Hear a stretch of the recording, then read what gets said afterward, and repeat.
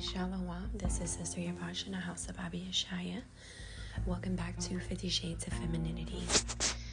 This week we're going to be discussing the topic of masculine and feminine roles. But if you're new to this channel, if you're new to these wife talks, I do recommend that you go back to I have a playlist on my channel here under Quiet Wife Talks and start from the beginning, because these talks do build one upon another. So I feel it would be best to start from the very first one. Okay. Also, I'm going to try and put up a new upload for the Quiet Wife Talks every Tuesday. So I know I didn't have like a particular day where I was doing these. They're just so random, but trying to get a little more order in my life with the different things that I have that I'm doing. So every Tuesday, look for a new Quiet Wife Talk discussion, okay? So we're pretty familiar with masculine and feminine roles because I've went over that here on the first meeting call. That was basically one of the main things we discussed was the difference between masculinity and femininity, and we should pretty much know the role and performance of the man and the woman. If not from that class, it's laid out plainly from the beginning in Genesis. Man being provider, guide, and protector. Excuse me, ladies, I have to drink my tea in between because my voice is so froggy this morning.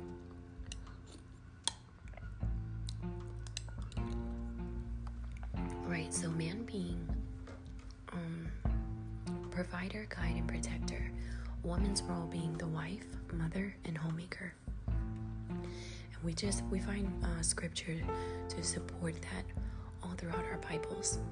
So the masculine and feminine roles are different in function, but equal in importance. Henry A. Bowman's book, Marriage for Moderns, he compares the partnership of marriage to a lock and key, which join together to form a functioning unit because they can accomplish something that neither acting alone can accomplish, nor can it be accomplished by two locks or two keys. Each is distinct, yet neither is complete in and of itself. Okay? Neither is complete in and of itself. Your roles are neither identical nor interchangeable. Both are necessary, and they are equally important. And each must be judged in terms of its own function. They're complementary. The design for the human family is based on a division of labor. The greatest success in marriage occurs when husband and wife devotedly live their respective roles. Okay, on the other hand, the greatest problems occur when either of them fails to perform in his or her duties, or when one oversteps their boundaries and forcefully takes over the partner's role, or shows an anxious concern for performance or lack of performance. So ladies, to succeed in your role, accept your womanly duties.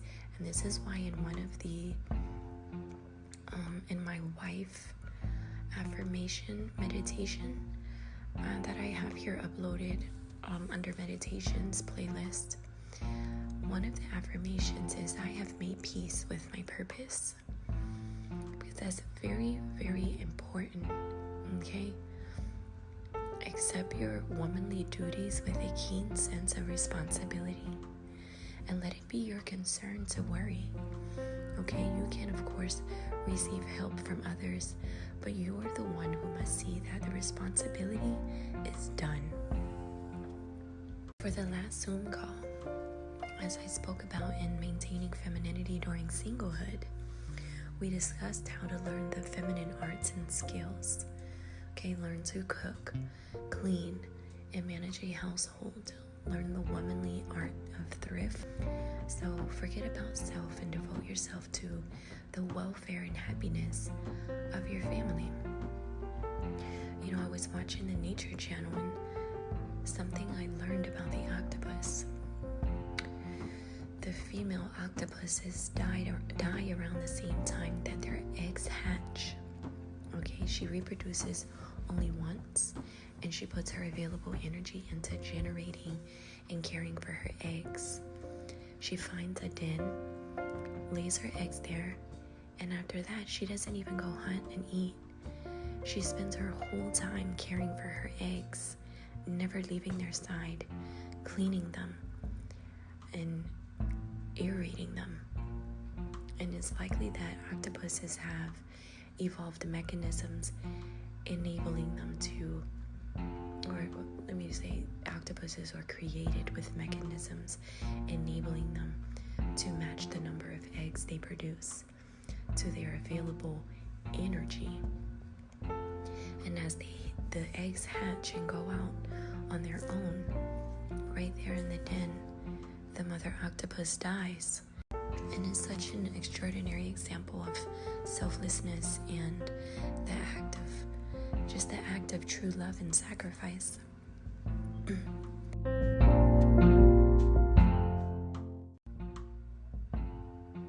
So to further succeed in your role, help your husband succeed in his role by understanding 3 masculine needs, ladies, which is, you should get ready to write this down. Number 1, a man needs to function in his masculine role as a guide. Right, so A, he needs to feel that his family needs him as that guide, and to have his family honor and support him in this position as the leader, okay? B, he needs to succeed in earning the living and meeting his family's essential needs, and to do so independently without the help of others. And C, he needs to serve as the protector, sheltering his family from harm, danger, or difficulty. Number 2, feeling needed in his masculine role. He needs to feel that the family really needs him as their guide, protector, and provider. When a woman becomes capable of providing herself and able to make her own way in the world, independent of her husband, she loses her need for him. And this is a great loss to him. So deep is his need to feel needed as a man and to serve as a man, that when he is no longer needed, he may question his reason for living. And this can affect his tender feelings toward his wife, since his romantic feelings partly arise from her need to be protected, sheltered, and cared for, like we spoke about in part 1 of these Quiet Wife Talks. Okay, and number 3, excel women in his masculine role. A man is not usually aware of his need to excel women until a situation arises which threatens him, such as when a woman outsmarts him in his own field, advances to a higher position, brings home a bigger paycheck, or excels him in anything which requires a masculine strength, skill, competence, or ability. Unfortunately, society has failed us, and we see these principles violated in modern life. Women have invaded the man's world. We have a generation of working mothers competing with men for greater achievement and more honored positions or bigger paychecks. Okay, at home, it's almost as bad. The woman takes control and tries to run things her way. Okay, disappearing is the trusting wife who looked to her husband for strong guidance and a solid arm to lean on. The masculine arm may be there, but she's not leaning on it. She does many of the masculine chores herself. And this could be just something that's generational, passed down due to the curses, and just the man not being in the home and that whole thing. But the independence of women is making masculine care and masculine care and protection unnecessary. And this is a loss to both of them.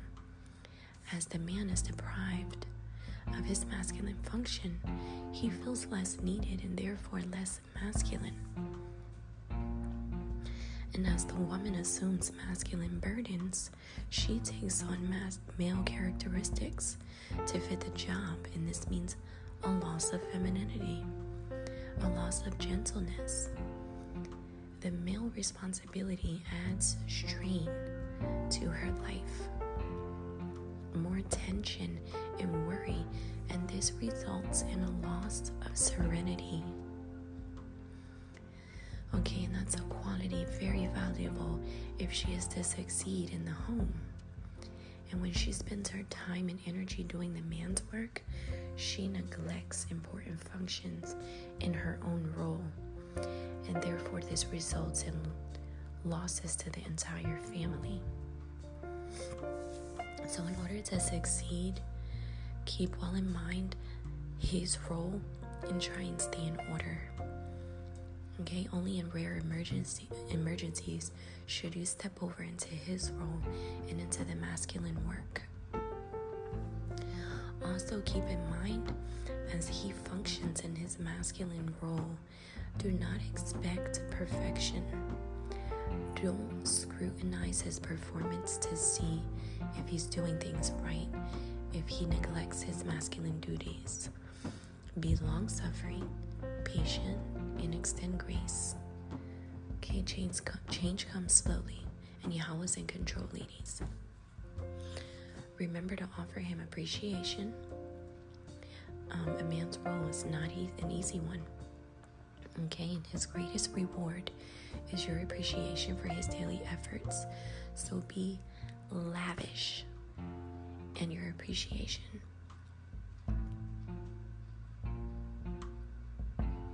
And also be faithful to perform your domestic duties. This more sharply defines your roles.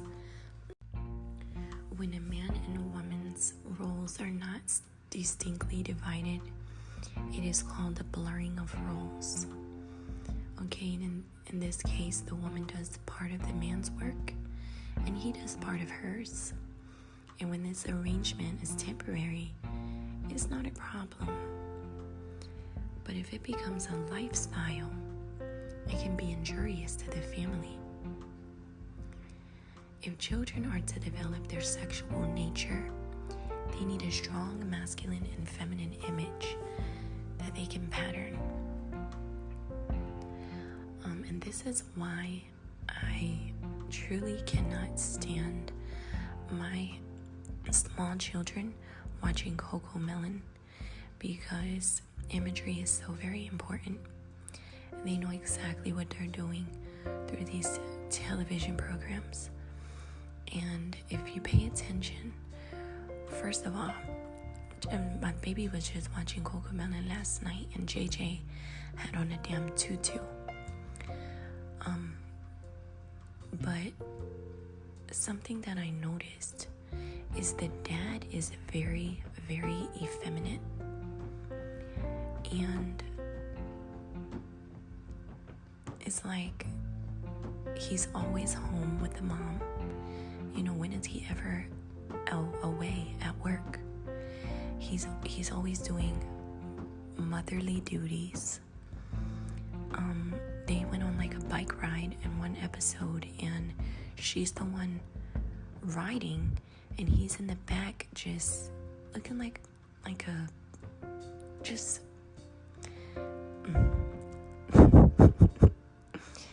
yeah, just watch out for Coco Melon.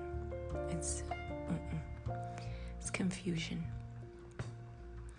But the mother demonstrates her feminine image when she functions in her feminine role, as she moves about the house in a feminine, just in her feminine clothes, and tending to her domestic work tenderly, caring for her children and nursing her baby. She provides this image, and she also indicates contentment and happiness in her role. She gives her children a positive picture of femininity. And when the father functions in his masculine role as a strong protector and leader and provider, and when his children are given the opportunity to see him in action every once in a while and see that he willingly assumes his masculine responsibility and enjoys his work, he provides them with a favorable masculine image, is what we have. And boys and girls grow up with this distinct masculine and feminine image in the home. Okay, boys grow to be masculine men, and girls feminine women. Okay, much homosexuality is traced to homes which have blurring of roles or imbalance of single-parent households. Girls and boys from these homes have not had a sexual image to pattern from, and this has denied them normal sexual development. And so lastly, women who are up to their necks in domestic work, tied down to the 16 hours a day routine of caring for her children, they challenge this concept of roles, and they claim that this arrangement is unfair because women must work harder and longer hours than men, and therefore they claim men don't have a right to come home and relax while the wife keeps on working. The men, they say, should help more with housework and especially with the care of the children. On the surface, ladies, that does not seem like it's fair, but there's another viewpoint. Okay, a woman's role, difficult as it is, lasts about 20 years. Even if she has a large family, 20 years sees her through most of it, and then her life takes a turn. Okay, she has a freedom and usually plenty of time. My grandmother, for example, she is who comes to mind when I think of this, because once her children were grown, she started a garden and she relaxes in her, chilling in her nice home, and she goes shopping when she wants. She goes to the spa, gets her nails done. Whatever it is that she wants to do. If she wants to knit, she has the freedom and time to do whatever, while my grandfather still works. He rises every morning and heads to the field. The man's responsibility to provide a living lasts a lifetime. Even if he's fortunate enough to retire, he is never completely free from the feeling of responsibility to provide an income. So yes, when you see it this way, the division of work for the men and women is fair. Okay, so just work willingly as you're working for the Lord. Galatians, I think 3 and 6. Galatians 6 and 9 says, "Be not weary in well-doing, for in due season we shall reap, if we faint not." So instead of complaining because he doesn't help you more, keep your marriage intact and cultivate romantic feelings. If you do, there are golden years ahead of you. Okay, so I know this chapter had a lot to cover, but it was beautiful, and it was like, this refreshingness about it. We all need to have these reminders. Okay, so thank you for tuning in, and until next time, after these shades of femininity, shall